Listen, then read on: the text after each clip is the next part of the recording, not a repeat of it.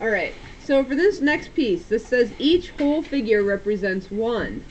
Alright, so this is a whole, this is a whole, this is a whole, this is a whole, this is a whole, and this is a whole. Alright, well, write a fraction that names each region inside the figure. Okay, so, for example, if we would imagine one of these would be shaded, how much would it represent?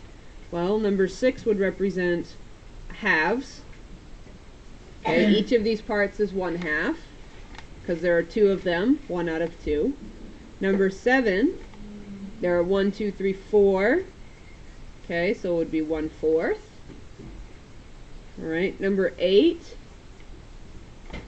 there are 1, 2, 3 of them, so it's thirds.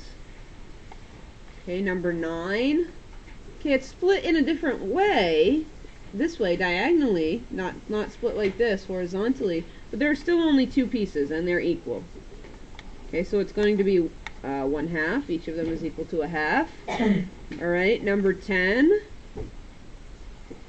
Number 10. And so, for each of these parts, up until this point, all of these are going to be the same. But number 10, something a little bit different happens. Let's look at number 10 down here. Because you have to have 2 different names for the parts in number 10. Okay, if we have a circle here, okay, sorry it's not perfect, but pretend everything is perfect. Okay, here and here. This part here is going to be equal to 1/2. Alright, and then this part here, each of these is equal to 1/4. Alright, so you would have had to write 2 different names for each of those parts. Okay, because they're split differently, they're not equal. Alright, so you gotta pay careful attention to that. Then number 11, something similar happens for number 11. Alright, so for number 11 we have the square.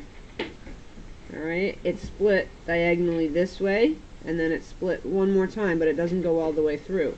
So this piece here you should have labeled as 1/2. Okay, and then these pieces here, this one and this one, should each be labeled as 1/4. Okay? Because 4 of each of these parts could fit inside, but if this part, only 2 could fit inside. Alright, are there any questions on that? Yes?